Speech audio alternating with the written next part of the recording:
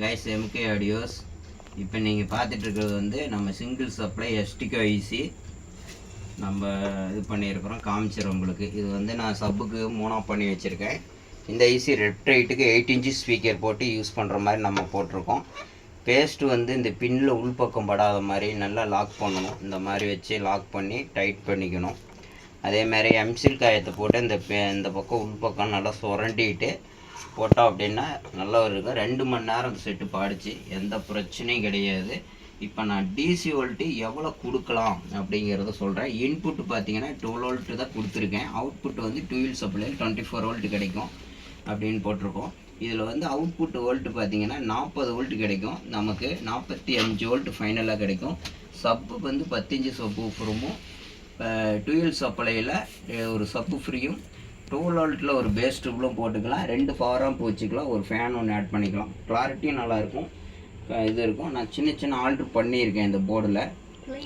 Market use board தான். கொஞ்சம் எனக்கு தெரிஞ்ச விஷயத்த ஆட் பண்ணி உங்களுக்கு இது பண்ணி போட்டிருக்கேன்.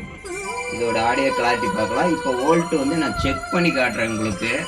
லைவாக எவ்வளோ வோல்ட் எடுக்குதுன்னு மட்டும் பாருங்கள்.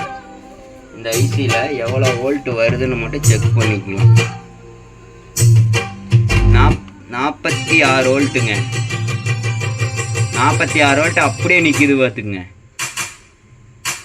7 வோல்ட்டு காட்டும். 7 விட்டுருங்க. 46 நம்ம கன்ஃபார்மாக எடுத்துக்கணும். மீதி வோல்ட்டை ரஷ் பண்ணிக்கணும்.